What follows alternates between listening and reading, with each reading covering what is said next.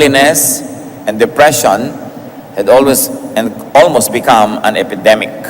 Napakaraming tao na mas malungkot kaysa masaya. Mas maraming araw ang nalulungkot kaysa nasasayahan, o kaya kung hindi man nalulungkot, at least hindi masaya. Sabi sa Panginoong Jesus sa John 10:10, I came that they may have life and have it abundantly, have it to the full. Needless to repeat, and needless to say, all the negative so-called extremes of life are only there for us to appreciate the positive. Pero bakit maraming kalungkutan at maraming gusto pang magpakamatay? Sa ating pag-aaral ngayon ng buhay at kabanata ng buhay ng isang napakadakilang propeta, sisikapin nating unawain ang hiwaga ng kalungkutan. At sa pagsisikap nating unawain ito'y maaaring malutas natin ang mga pinagmumulan ng mga sarili nating lungkot o lungkot ng mga mahal natin sa buhay. Ama namin na Diyos ng kaligayahan, Diyos na mahiwaga at makapangyarihan, dalhin mo po kami sa iyong presensya. Buhayin mo ang Espiritu mo na nakatira sa aming katawan at na kami makiisa sa iyong Espiritu. Turuan niyo po kami, buksan ang aming mga spiritual eyes and ears so we can be fed in a spiritual way. Forgive us our sins, cleanse us all our iniquities, O God. Make us whole, enable us to partake of your divine nature. Allow us to be one with your Spirit through our Lord Jesus. Dalangin namin, mangusap kayong may kapangyarihan. Ang hiwaga nyo, ipagkaloob nyong maunawaan namin, maging sa maliit na paraan sa sandaling ito, at nang madagdagan ang aming pagiging kawangis at kamukha ninyo. Allow us to grow in your image so that we can change and transform to become more and more like you. Father, speak in power and authority, in splendor and majesty, yet speak to us in simple terms so we can digest and understand and benefit from your word. Lead us, be our speaker, protect us from lies and falsehood, preserve our health, strengthen our bodies, sharpen our minds. We like to receive blessings from you. As we bring you offerings and thanksgiving and gratitude, O God, let your blessings abound in our hearts right now. We seek you in the name of your Son, our Lord and Savior, Jesus Christ. 1 Kings 19 verse 4. He, meaning the prophet Elijah, came to a broom tree, sat down under it, and prayed that he might die. I have had enough, Lord, he said. Take my life. I am no better than my ancestors. Isang napakadakilang lalaki, napakadakilang propeta, dumating sa puntong gusto niyang mamatay. How come a great prophet got so unhappy, so sad and so depressed that he wanted to die? Parang hindi mo inaasahan yan sa isang propeta, pero kung hindi natin inaasahan, mayroong pagkakamali ang paningin natin sa mga hinirang at mga instrumento ng Diyos. Ang mga dakilang mga instrumento ng Diyos, mga tagapagturo, mga propeta, mga dinaduluyan ng kanyang espiritu upang maging blessing sa iba, ay hindi exempt, hindi puwera sa mga lungkot, sa mga hirap, sa mga kuminsan ay takot. Sa kadalasan, mas sensitive ang mga mas espiritual at mga instrumento ng Diyos. Kaya mas higit lalo silang nauuga, higit mas lalo kuminsang natatakot, higit lalong naapektuhan ng hirap, ng lungkot, ng pangamba. Sapagkat sa mamamagitan ng kanilang sensitibong espiritu, natuturuan sila ng Diyos na maging mahusay na mga pastol, mga tagapangaral at tagaturo, dahil nararanasan nila higit kanino man ang mga problema ng tao. Kaya hindi dapat paghanapan ang ating mga spiritual leaders to be supermen and superwomen as if they were exempted from the ravages of life. But in fact, they are even more sensitive. The spirit that it is in the Lord sensitized them even more so they could be relevant and they could be kind and they could be good teachers. Ano naman ang maituturo ng walang pakiramdam at manhid? Paano aakayin nung sobrang laging mabuo ang loob yung mga natatakot? Paano niya uunawain ang mga nangangamba? Kaya pati ang Panginoon, sinabi, lahat ng temptation, dinanas niya upang sa pamamagitan ng anak ng Diyos, ang Diyos na espiritu at hindi physical, malalong maunawaan at maranasan ang dinaranas ng mga taong tulad natin na physical at spiritual din. Siyempre, alam ng Diyos lahat yan, pero kumbaga alam lang niya yun sa teorya kasi hindi naman talaga nangyayari sa Kanya dahil hindi siya physical. Kaya kinailangan ang Diyos sa Kanyang lalong pagpapahalaga at pag-ibig sa atin, ipinadala ang bahagi niya ang Kanyang anak na tinatawag natin upang saluhan tayo sa ating pagkalupa at pagkatao. At habang nananatili siyang nakasalo sa Diyos Ama sa langit sa pagka-espiritu, kasalo natin sa pagkalupa, kaya siya ang nagiging tulay natin na mga lupa at espiritu doon sa espiritu lamang na Diyos. Kaya dinanas ng Panginoon lahat ng pagsubok at lahat ng pasakit at hirap. At nang sa ganoon, ang Diyos Anak ay bumalik sa piling ng Diyos Ama, lalong-lalo na ngayon na nauunawa at na-appreciate ng Diyos na Espiritu ang kalagayan natin. And the Bible says, and God remembers that we are dust. At yun din ang dapat nating maalala tungkol sa ating kapwa, na yung asawa mo, yung anak mo, magulang mo, yung pastor mo, yung mga tauhan sa iyong buhay ay mga tulad mo ring lupa. At dahil doon, lumalawak dapat ang ating pangunawa, hindi ang panghuhusga sa kapwa. Bakit ginustong mamatay ng propetang ito? Samantalang napakamakapangyarihan niya, siya'y nakikisalo sa kabanalan at luwalhati ng Diyos. He was a partaker of the divine nature. But why did he want to die? What factors caused such unhappiness to the point that a great man of God would die? Ang background po nito ay may napakalaking gerang relihiyoso. It was a religious war. May bagong reyna sa bayan ng Israel, si Jezebel, foreigner. May iba siyang sinasamba, si Baal. At dinala niya sa Israel ang daan-daan na mga pare at mga propeta ng kanyang relihiyon. At isa-isa niyang ipinapatay ang mga propeta ng Israel.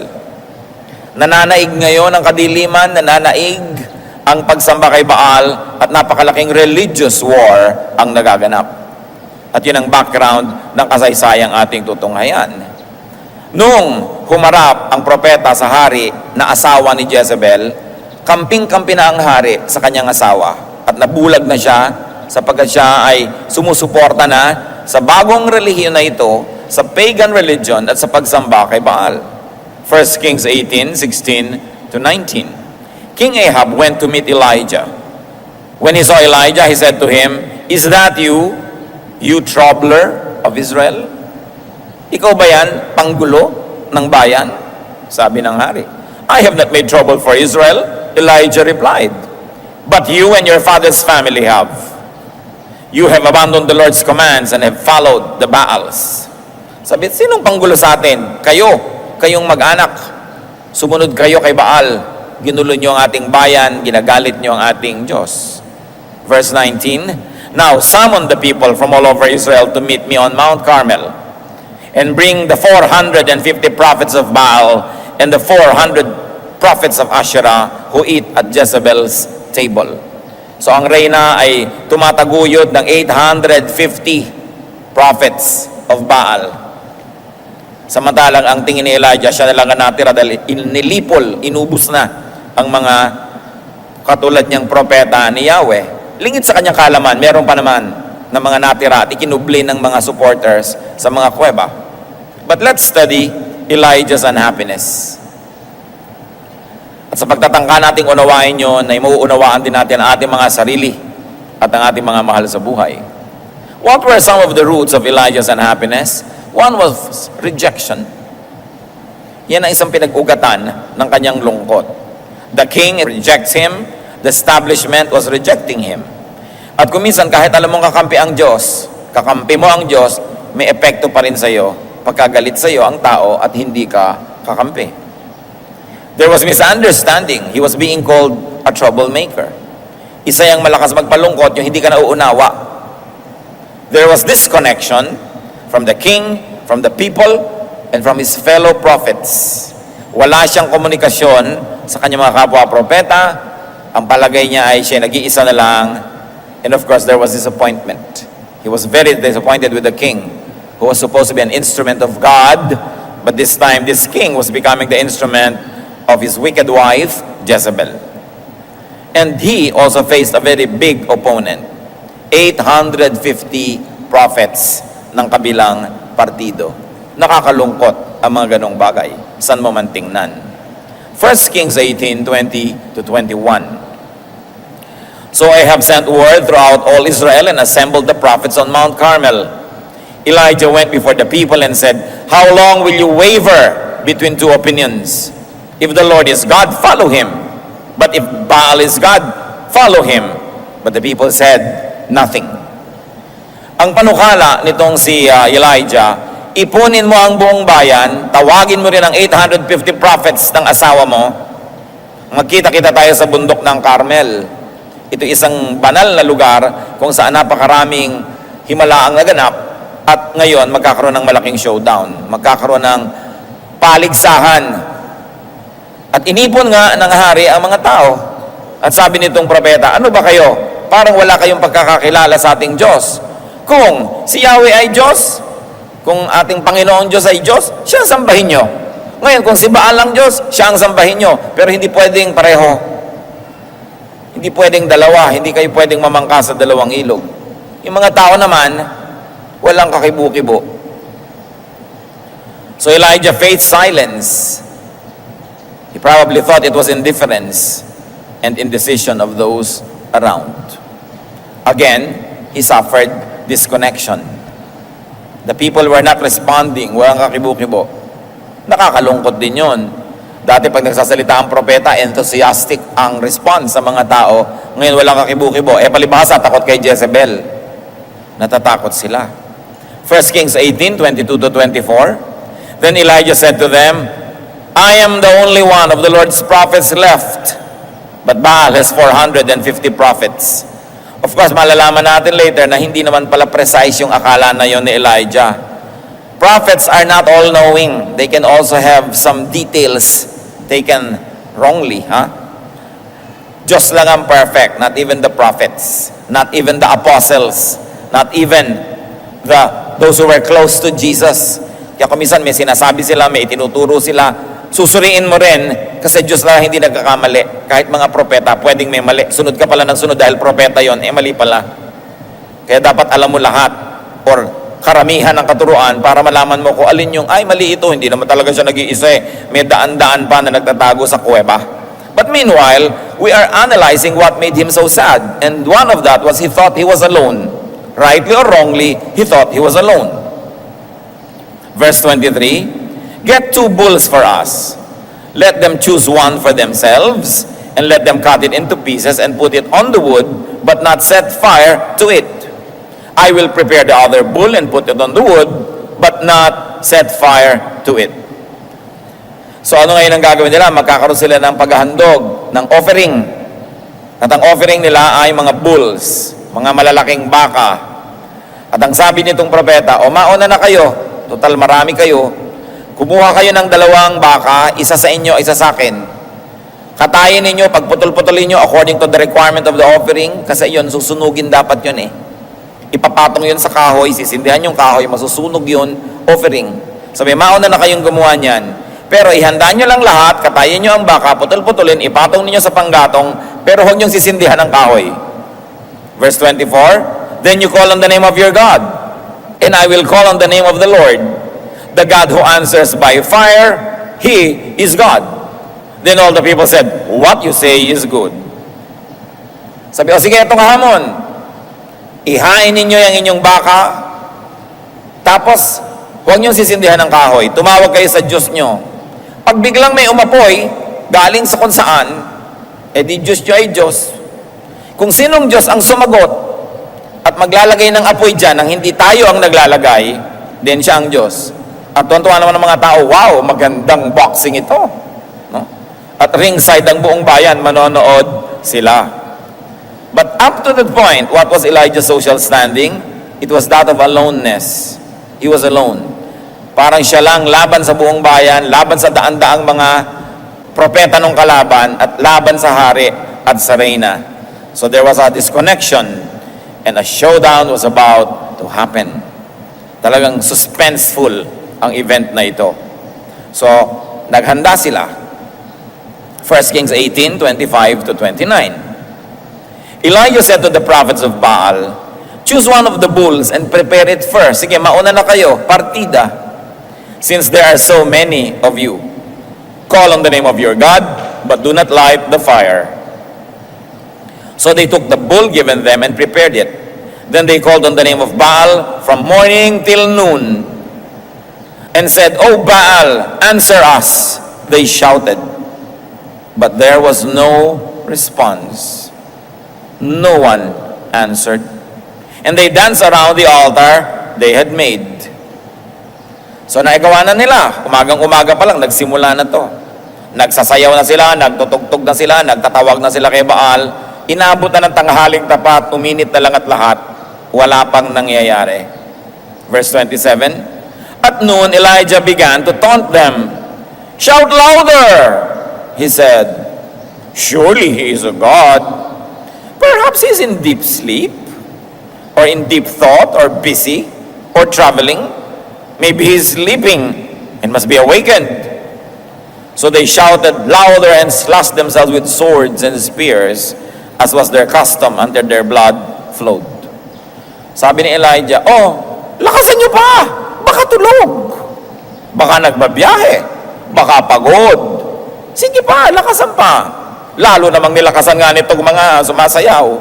Hanggang hiniwa-hiwa nila ang kanilang sarili para lumabas ang dugo nila na paraan nila sa pagtawag ng atensyon ng Diyos nila.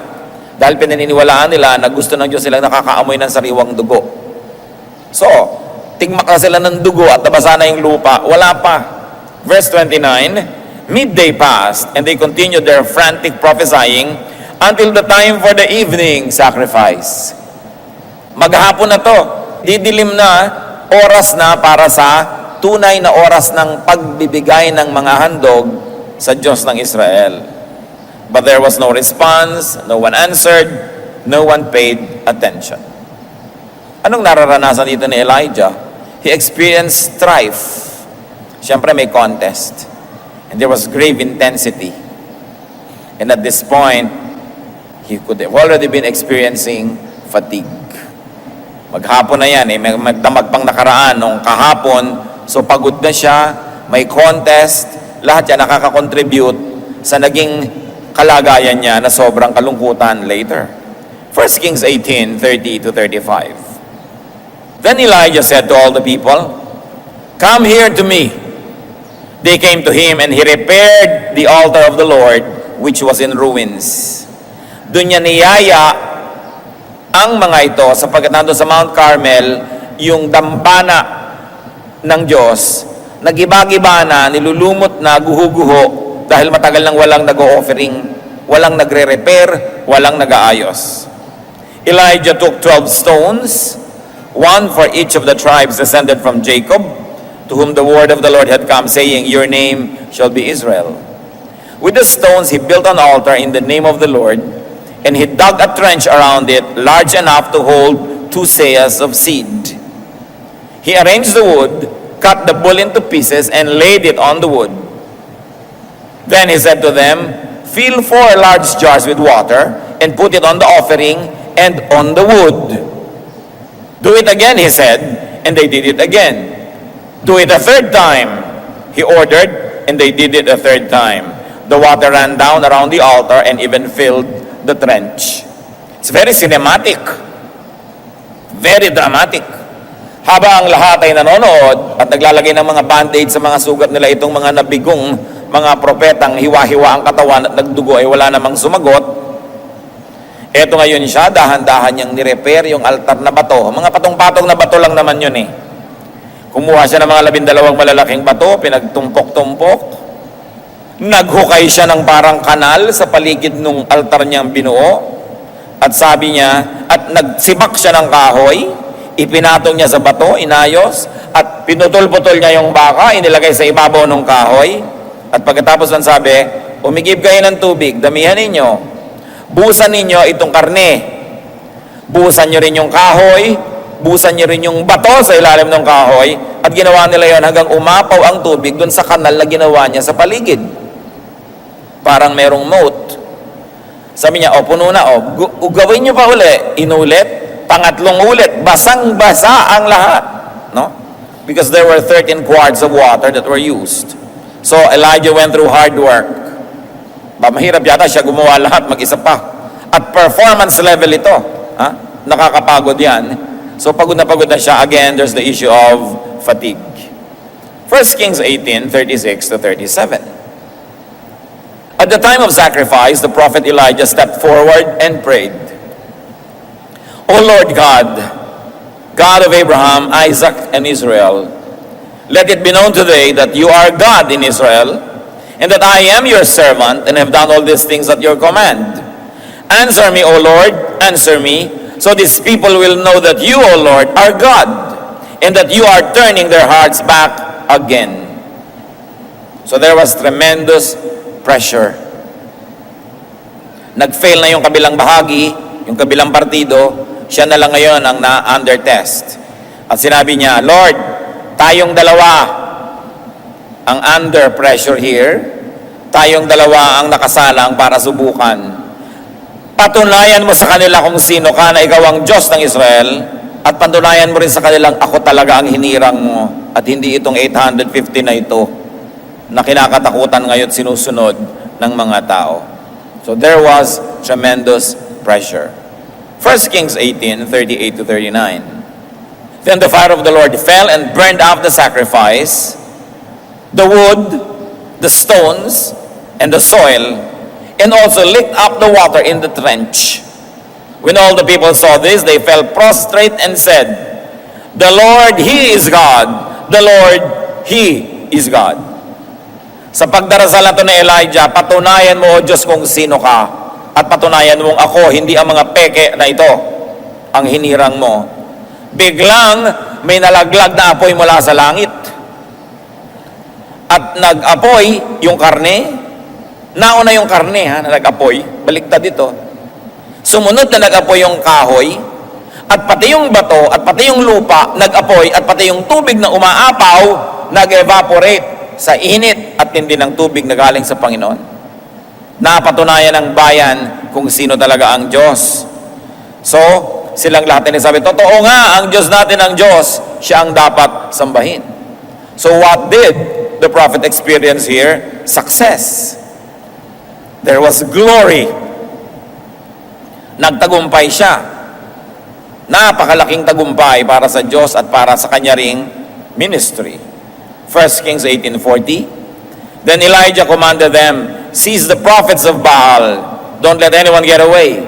They seized them, and Elijah had them brought down to the Kishon Valley and slaughtered there. O napagod na naman ang pobreng Elijah, mag-isa niyang pinatay lahat ang 850 priests na ito. So there was victory. Complete, perfect victory. But you know what? Success and glory could lead to unhappiness and depression. Akala nyo ba kabiguan lang nakakapagpalungkot? Ang katakataka, yung sobra ding tagumpay, pag lalo't di mo nadala at nakaya, pwede ka rin niyang sirain. Kaya may mga rock stars, mga movie stars, politicians, statesmen, even religious leaders. And in our story, even the prophet Elijah, nalungkot magkatapos yung tagumpay. Hindi na kaya. Because there could be unhappiness after great glory. Kaya nakikita nyo yung mga artista kumisan, lalo sa tanghalan, sa entablado, pagkatapos ng kanilang huling palabas, may cast party. Kasi gising na gising pa yung electricity ng body nila sa palakpak, sa tagumpay, mahirap itulog yun. Kailangan ma-deflate ka, kumbaga sa lobo, halos puputo ka na, kailangan magbawas ka ng hangin dahan-dahan para hindi ka sumabog. And as we can see here, unhappiness is, among others, electricity. So Elijah was electrified by his victory, pero nabasa natin maya-maya, gusto niyang mamatay. 1 Kings 18:41-42. And Elijah said to Ahab, Go, eat and drink, for there is the sound of a heavy rain. So Ahab went off to eat and drink. But Elijah climbed to the top of Mount Carmel, bent down to the ground, and put his face between his knees. Anong background nito, mga kapatid? 7 taon na hindi umuulan. May tagtuyot, taggutom, may salot sa bayan ng Israel dahil sa kanilang idolatry. At dahil muling nabuo ang dambana, ang altar ng Diyos, muling naparangalan ang kanyang propeta, muling nasamba ang kanyang pangalan, at muling nagkaroon ng offering doon sa altar na yon, magpapaulan na ang Diyos. At naramdaman yon ng propeta. Sabi niya sa hari, kumain ka, uminom ka, malakas ang darating na ulan. Ano yung konteksto? Mahaba ang biyahe mo, magbiyahe ka na pauwi. Kasi magkakaroon ng balaho. Lahat ng natuyong lupa na naging alikabok, mababasa ng ulan, magkakaputik, hindi makakalakad ang chariot mo, ang mga kabayo mo, hindi makakatakbo sa makapal na putik. So kumain ka na, uminom ka, maghanda ka na, at umuwi ka na. Meanwhile, ang propeta hindi naman kumain. Pumunta siya sa bundok at halos ilagay niya yung ulo niya sa pagitan ng dalawa niyang tuhod na siya'y nakatalungko. He was squatting and his face nearly touched the ground. It was an act of deep worship and meditation of some of the prophets in the Old Testament. But there was hunger and thirst for him na itinagdag pa sa kanya mga pagod, hirap na naranasan. Naging malungkot din siya, as we can see.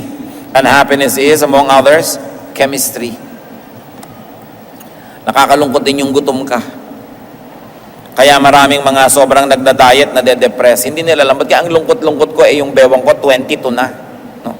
Yung pala habang lumiliit yung bewang, pwede yan ma-depress ka kasi kulang ka na talaga sa nutrients.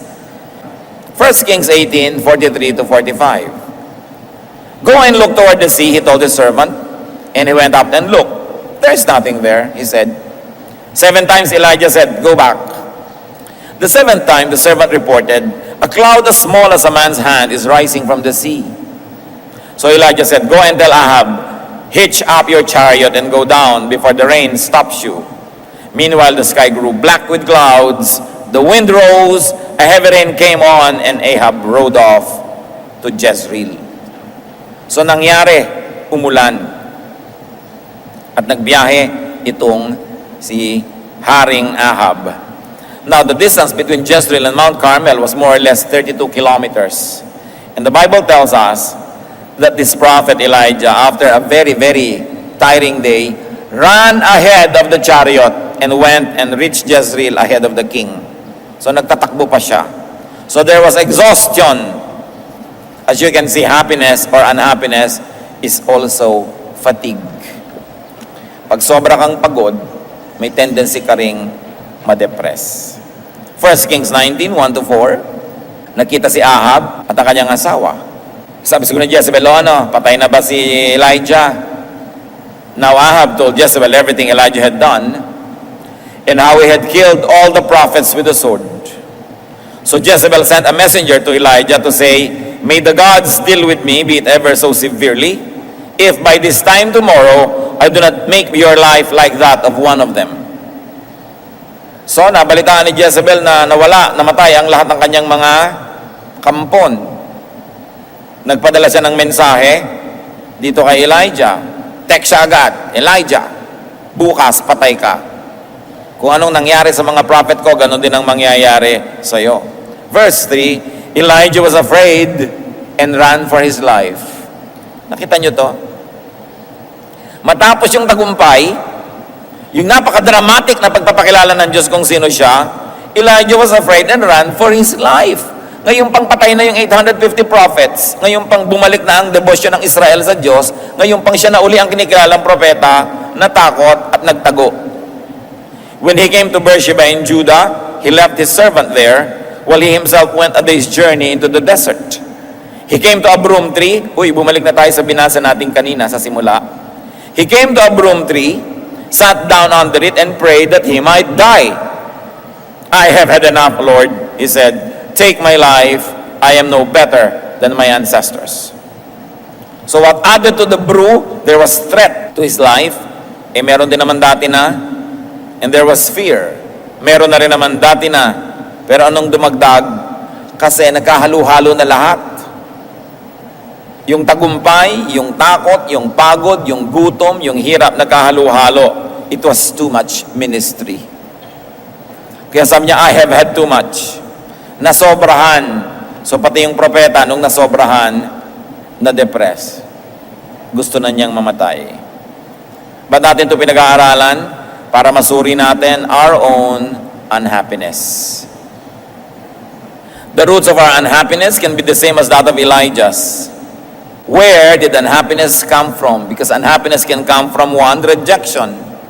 Tulad niya, pag nare-reject tayo, we can be unhappy. Lalong-lalo if you experience rejection in childhood. Lalong-lalo kung ang isang babae became pregnant out of wedlock, nire-reject kumisan ng mga lola at lola niya, ng mga kamag-anak, paabot mo yan, ipalaglag mo yan, etc. etc. So nararamdaman ng bata. At kung minsan nagkakaroon yun ng psychological effect sa kanya hanggang pagtanda. Kung tayo ay nakaranas ng rejection, ganun man o lighter ways, parang may mas maganda kang kapatid, parang siya yung paborito, parang may mas matalino kang kapatid o pinsan, siya lagi napupuri.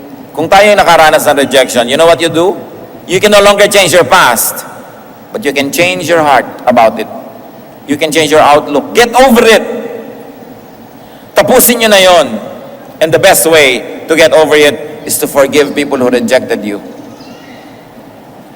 Sapagkat pag hindi nyo pinatawad lahat yung mga tumanggi, hindi gumusto, umayaw sa inyo noon, dala-dala nyo yung hapdi, yung kirot habang buhay. At kaya madalas gusto nyo siguro magpakamatay o nalulungkot kayo, hindi nyo maintindihan. Kasi merong nakaugat sa puso nyo dapat ay bunutin, and that is sorrow and pain and bitterness. At ang mahalaga, get accepted by others now. Become more acceptable. Kung nagkulang noon ang pagmamahal sa atin ng mga tao, sikapin nyo ngayon na mahal naman kayo ng iba, maging kamahal-mahal kayo. Mas maging maganda ang ating ugali, tayo'y makibagay, makisama, at nang sa ganon, mas matanggap tayo para makatakas na tayo dun sa hindi ako minahal noon, kawawa naman ako noon, puwera ako noon. Noon na yun eh. At sa lagay, naapektuhan ka na noong araw, hanggang ngayon maapektuhan ka pa, bukas maapektuhan ka, next year maapektuhan ka rin, paulit-ulit ang kalugihan mo. Kailangan mong palayain na yung sarili sa tulong ng Diyos. And the best way is to forgive everyone who rejected you, and then accept as much love now, being more and more lovable. At isang magandang lesson sa atin mga kapatid, do not reject people. Lalo kayo yung magulang, kayong lolo, kayo yung lola, walang kasalanan yung bata, kung anong bakit siya nandyan, huwag nyo i-reject. Kumisan yung mga lola, naiinis doon sa manugang, yung bata ang napagdidiskitahan, rejected. Lalo kamukha ng kanyang balae. Kamukha ng balae itong batang to, mukhang impacto. So yung bata, walang kamalay-malay, nare-reject siya. Kung minsan naman, gustong-gusto mo yung isang manugang mo, mahal na mahal mo yung apo mo na yung sa manugang mo, ang bata sensitive. Let's not reject people. Teacher ka, don't play favorites. Mas huwag tayong mag-reject kasi alam natin, malalim ang sugat na nililikha niyan. So as much as we would like to be free from the bitterness of being rejected, let's also set people free from being rejected. Yun ang lesson na matututunan natin dito. Para hindi iibigin ninyo o nino man na magpakamatay o mamatay dahil sobrang malungkot. And of course, there was disappointment on the part of Elijah about the king and the nation. Para hindi ka laging ma-disappoint, don't expect too much. Don't expect too much. At tayo naman, tulungan natin ang ating kapwa that they don't get disappointed with us. Do what you must. Perform your duty. Do your best so people don't get disappointed in us. And what's very important is to avoid disconnection. Get connected. Allow others to connect with you. Be accessible. And you also reach out to others. Talagang totoong nilikha tayo ng Diyos na ang kaligayahan natin ay sa piling ng kapwa din natin tao at sa piling ng Diyos. Kaya hayaan natin magkaroon tayo ng connection. Another unhappiness of Elijah could have come from aloneness. So what do we learn? Have a healthy balance of solitude and company. One of life's greatest pleasures is good company. Napakayaman mo, kapatid, kung meron kang kaibigan, kamag-anak, pinsan, kapatid, whatever, na masarap kasama. Kayamanan yun. At lalo namang napakainam na ikaw ay maging dagdag na yaman sa kapwa dahil masarap kang kasama. Pero kung ikaw ay judgmental, pintasera, lagi na lang may reklamo, mahirap kang kasama, dinedepress mo ang iyong kapwa nun. And at the same time, madedepress ka rin. What about strife and fatigue? We have to learn to have peaceful relaxation and peaceful coexistence with people. Na hindi tayo nakikigyera lagi. Choose your battles para hindi ka laging maraming kaaway, kagalit, nakaka-stress yan. At kumisan, pag nagkasama-sama lahat, gusto mo na rin mawala sa mundong ibabaw. Pressure also added to his unhappiness. So we choose our battles whenever we can. Huwag kang likha ng gulo. Huwag kang pangako ng pangako. Nakaka-pressure yon. Don't be a guarantor kaya kanino mang utang kasi sobrang presyo na nakadagan sa'yo. Kailangan matuto ka mabuhay na konti lang ang pressure. Don't say yes to every invitation. Don't accommodate everybody because you will be pressured. Pinipili mo lang yung talagang gusto mo at kung may paminsan-minsang ayaw mo pero dapat konti lang yon, hindi marami. At isa yan sa mga dapat nating matutunan mga Pilipino, sobra kasing mababang loob tayo, sobrang mabait, to say no. Lagi na lang tayong yes, tapos ikaw yung nagdurusa. Part of the freedom that God wants to give you is for you to be free from needless pressures. At isa pa na dapat nating matayan, glory. Victory. Pag sobra kang yumayaman, sobra kang sumisikat, sobra kang gumaganda, sobra kang nagtatagumpay, go down. Huwag ka masyadong maniwala na dakila ka. And very importantly, how do you get the pressure of glory from your shoulders? Share it with other people. Share the credit with other people, especially with God. In fact, give God the glory. Para hindi ikaw nagbubuhat ng glory na yon. Kasi ang kabiguan at tagumpay, pareho yung mabigat buhatin. Marami sa atin, marami ng practice sa kabiguan. Kasi mas maraming kabiguan kaysa tagumpay eh. Kaya pag nabibigo ka, nalulungkot ka lang pero hindi ka natutumba. Pero marami ang hindi nadadala at hindi nakakaya yung tagumpay. Doon sila nasisira. Kaya kung minsan ang hinihiling mong tagumpay sa Diyos, pag hindi niya ibinigay, pasalamat ka rin. Kasi alam niya yung load limit mo. Wawasakin ka lang ng sobrang tagumpay, kaya ang ibibigay lang sa iyo yung kaya mong dalhin. Even God's no answer is a blessing dahil alam niya ang ating kapasidad. What about His hunger and thirst? So alam na natin yung solusyon. Eat and drink properly. It's not enough to just eat or drink properly, yung tama sa'yo. Yung mga mas sobrang maingat nga sa katawan, kinoconsider pa nila yung kanilang blood type. Hinahanap nila kung anong bagay sa blood type nila na pagkain. Body type nila. Yung kanilang lifestyle, binabagay din nila. Hindi naman yung diet, halimbawa ni Jane Fonda, bagay sa'yo, hindi ka naman si Jane Fonda. Diba? Ikaw si Jane Punda. No? So si Jane Unan, iba na naman yun. Hindi kayo pwedeng pare-pareho. Kung nyo ginagaya yung mga model, magkaiba naman. Tsaka yung mga model, alam nyo, lalo yung mga nakikita nyo sa TV, lumalaban ng mga bikini open.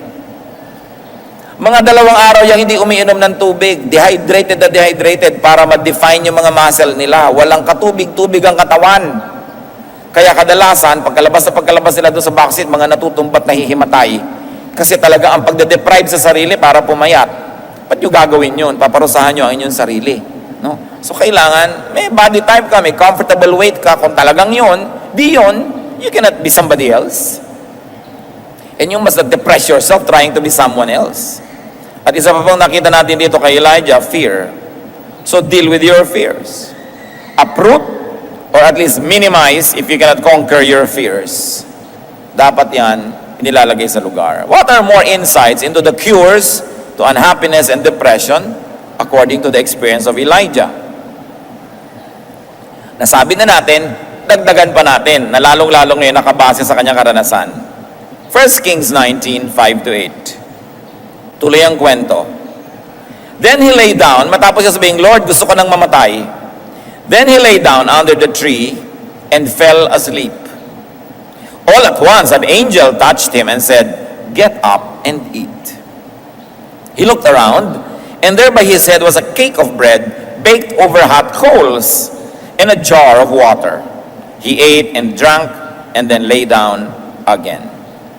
Matapos siya magreklamong hindi na niya makaya, napahiga na siya doon sa lilim ng puno at siya ay nakatulog. Pinukaw siya ng anghel, hinipo siya, tinapik-tapik at sinabing, bumangon ka muna. No? Kumain ka muna. Huwag kang matulog ng gutom.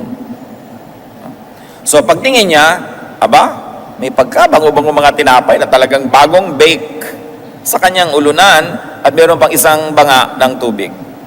So bumangon siya, kinain niya, ininom, at nahiga uli. Sa inyong mga tamad magluto, matutulog na lang ng gutom, learn this. Yung ayaw na magluto, ayaw na maghugas ng plato, itutulog na lang yung gutom, may pagkain naman. No? So learn from this. Baka marami kayong depression na galing dyan.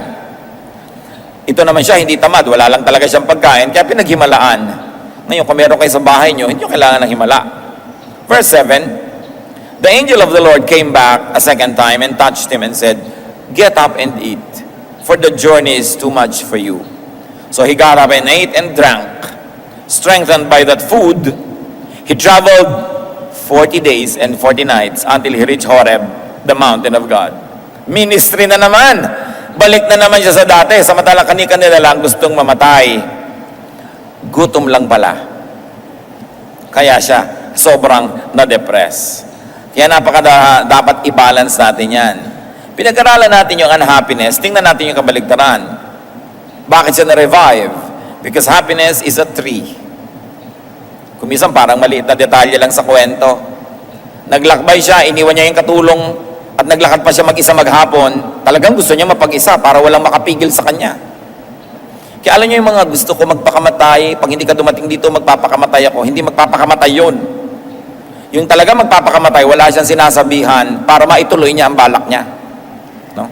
Paminsan-minsan, baka rin matuloy, kayo na makiramdam, no? Kung nag-iinarte lang, yung gustong kunwari ang magpapakamatay. Kung minsan man, baka nga matuloy, so bahala kayo kung anong gagawin nyo.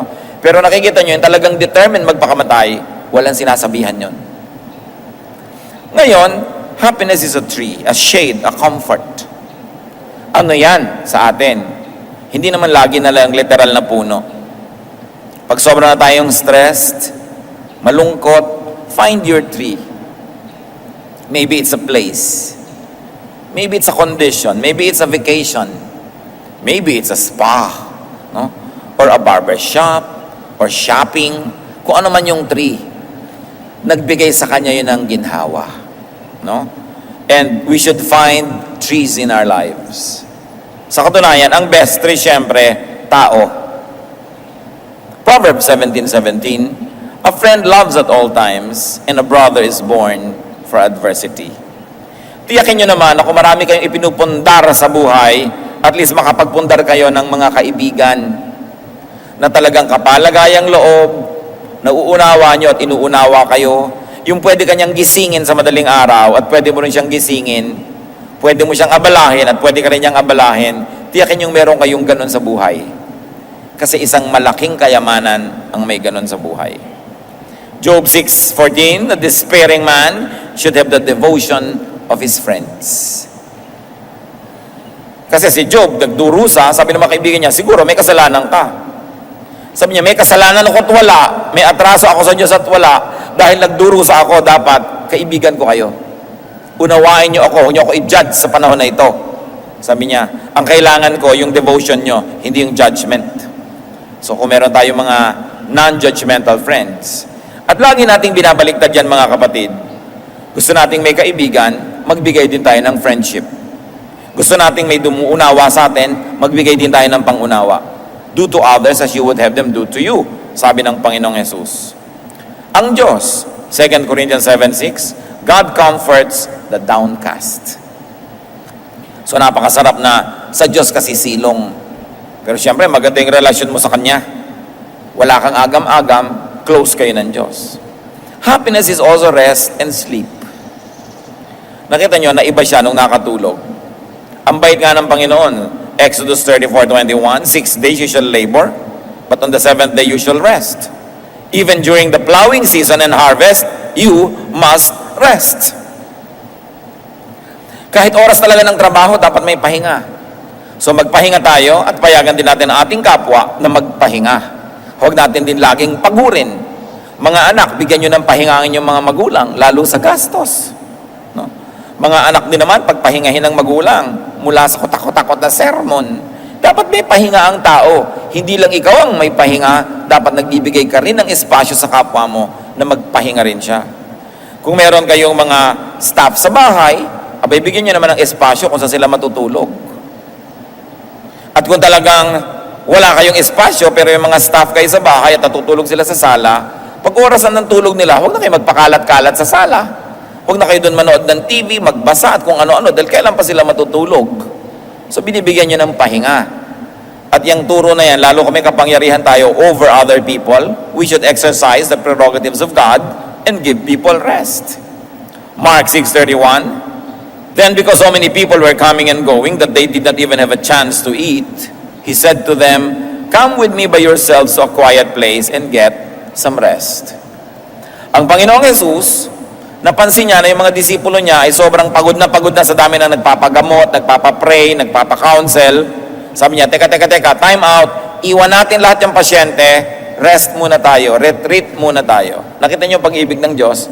Hindi lang niya mahal yung mga tao, mahal din niya yung workers. So niya, magpahinga tayo. Hayaan niyo na sila. Hindi naman nauubos yung may sakit at gutom, magpahinga muna tayo. At pag nakapagpahinga na kayo, tsaka itutuloy ang ministry. Jeremiah 31:26, my sleep had been pleasant to me. And Psalm 127:2 says that God grants sleep to those He loves. So do the same. Give people around you sleep. Husbands, pag hindi kayo umuwi sa oras, o kayo yung mga nasa field work, malayo, hindi makakatulog ang mga asawa ninyo, lalo meron kayong bad record. Okay? Patulugin ninyo mga asawa nyo, ibalik nyo yung kanyang tiwala, pahinga ng puso, hindi yung pag nakatalikod siya kung ano-anong mga himala ang nagaganap. Kaya tuloy, pag hindi kayo magkasama, hirap na hirap ang loob. Napakalaking pahirap yan sa mahal nyo sa buhay. Kung ang Diyos, pinapahinga tayo, dapat kayo, kung sino man yung mahal nyo sa buhay, mga anak, patulugin nyo ang mga magulang nyo. Hindi yung alauna na ng umaga, wala pa kayo. Kung minsan alana, hindi na lang alauna, talagang alana, hindi na umuwi. No? Maawa kayo sa nagmamahal sa inyo dahil nag-aalala. Hindi yung sasabihin, safe naman ako, I'm okay. Bakit ba pinoproblema mo yan? Ikaw, alam mong safe ka kasi nandun ka, kasama mo yung sarili mo. Yung hindi nakakakita sa'yo, nag-aalala. At alam niyo yung mga naghihimala, ayaw sumagot sa telepono, low bat. Low bat. Yung nawawala ka, low bat. No? Lagi na lang na walang signal. Mga ganyang mga issue. Sa Hong Kong nung araw, nung wala pang tunnel between Hong Kong and Kowloon, ang ginagawa ng mga husband sa naghihimala, nagpapakagabi sa office para maiwan sila nung last ferry. Kasi alam nila, pag kumros na yung ferry, wala nang last trip, doon na sila matutulog sa Hong Kong Island. So ano mangyayari? Lahat ng himala nagagawa na nila. Yung naghihimala, laging may dahilan yan para mawala. Pag paulit-ulit yung mga lobat na yan, yung mga kung ano-ano, bumenta na yung mga ganyang gimmick. Pero ang point natin, pag may asawa kayo, may pananagutan kayo, dapat ang ibinigay nyo sa kanyang regalo, mapayapa, matahimik ang loob, hindi nag-aalala. Napakahalaga yung pananagutan natin sa isa't isa. So you grant sleep to those you love. Hindi yung sila ay napupuyat ka iisip. Proverbs 3:24, when you lie down, you will not be afraid. When you lie down, your sleep will be sweet. So give your loved ones sweet sleep by not making them worry about you. Also, we have seen in the story that happiness is connection. First of all, with people. 2 Timothy 1:4, I long to see you so that I may be filled with joy. Talaga ang ligaya natin, pinakamalakas nang gagaling sa kapwa natin, lalo't mga mahal natin sa buhay. Kaya mga kapatid, sobrang malaking tragedy ang policy ng ating pamahalaan to export people as overseas Filipino workers. Nakakatulong pansamantala. Naiibsan ang hirap pansamantala, pero ang social cost ng paghihiwalay. Yung pagkakalayo-layo, lalo nag-immigrate na forever, yung mga mahal mo sa buhay. Nagpapalaki ka ng anak, nagpapalaki ka ng mga pamangkin, mahal sa buhay, thinking makakasama mo hanggang ikailibing. Yung pala, hindi ganun ang mangyayari. Dahil sa hirap ng buhay, nagkakahiwa-hiwalay tayo. Kaya napakalaki ng pananagutan ng ating mga politiko na nagpapaandar ng gobyerno. Kailangan isa sa mga platform nila, hindi lang damihan ang market for overseas Filipino workers abroad. Dapat ibangon nila, palakasin ang ating bayan para hindi tayo kailangang maglayasang lahat. Dahil nagkakahiwa-hiwalay, malaking lungkot yon. Hindi lang dapat balik bayan, dapat walang alis bayan. Kung matino ang pamamalakad sa ating bansa. Ayaw nyo ba na magkaroon kayo ng mga katulong na Amerikano sa bahay? Ha? Yung iyaya mo, British, may accent, no? Ayaw mo ba na ang hardinero mo Hapon dahil gumagawa ng Japanese garden? Tayo na lang ba lagi kagawa nun? Bagamat hindi naman yun masama. Kadakilaan nga. Pero hindi dapat policy pang matagalan yan because of the tragedy of separation. Ang sarap na kasama mo sa buhay ang yung mga minamahal. Kaya huwag kayong laging humahanga sa mga politiko na nagpaparami ng market for Filipinos abroad. Dapat gumawa sila ng market dito. Dapat ang mga tao hindi na aalis para lang mabuhay. Kailangang baguhin yung pamamaraan dahil sobra na ang lungkot na ibinibigay sa bawat isang tao niyan. Sabi sa Proverbs 27:10, "Do not forsake your friend and the friend of your father, and do not go to your brother's house when disaster strikes you. Better a neighbor nearby than a brother far away." Ipinapakita yung halaga na nagkikipagtulungan ka sa iyong kapitbahay. Kasi kung nakatira ka sa malayo sa iyong mga kamag-anak, dapat yung kapitbahay mo, parang kamag-anak mo yun. Kaya makipagkapwa ka. At huwag mong kakalimutan, kahit yung kaibigan ng tatay mo, naging ganyan ka dahil yung tatay mo sinuport ka, pero hindi mo alam, may kaibigan pala siyang nag-support din sa kanya. Sabi, tatanaw ka ng utang na loob, maging sa mga kaibigan ng iyong magulang. Kailangan mahalaga yan. And of course, if connection with people is very good, lalo naman yung connection with God. Acts 17:26-28. God determined the time set for them and the exact places where they should live. God did this so that men would seek Him and perhaps reach out for Him and find Him. Though He is not far from each one of us, for in Him we live and move and have our being. So at the very least, huwag natin kakalimutan, nakatira ang Diyos sa atin, ang Espiritu ng Diyos ay nasa atin, hindi siya malayo because God lives in us. And what happened to Elijah? He received an angelic touch. An angel touched him twice. Connectedness is important. So we touch people, we allow people to touch us, and very importantly, we touch God and we allow God to touch us. Luke 5:13, Jesus reached out His hand and touched the man. "I am willing," He said, "be clean." And immediately the leprosy left him. Luke 6:19, and the people all tried to touch Him because the power is coming from Him and healing them all. The healing power of touch. Kahit hindi ikaw si Jesus, hihimasin mo lang, hahagurin mo lang ang mahal mo sa buhay, yung nalulungkot, kahit wala kang sabihin, nakakapagpagaling yun. Mark 5:28, the bleeding woman thought, "If I just touch His clothes, I will be healed." Touch people and allow people to touch you, not only physically, but very importantly, emotionally. What other source of happiness is there? Counsel, words, conversation. Kung ang salita ay nakakasakit, ang salita ay nakakapagpagaling din. Kaya napakahalaga na nag-iingat tayo sa ating pananalita, pero ang mahalaga, meron tayong kausap, lalo kung tayo ay nalulungkot. Hebrews 10:25, let us not give up meeting together, as some are in the habit of doing, but let us encourage one another. Be sensitive when people need you, not only when you need them. Lalo yung mga text na, "Musta?" Every text is a cry for help. Pag may nagde-text, reaching out lang yan. Baka nalulungkot, baka naiinip. Ikaw naman, okay, bye. Pag may nagmumusta, okay, ikaw.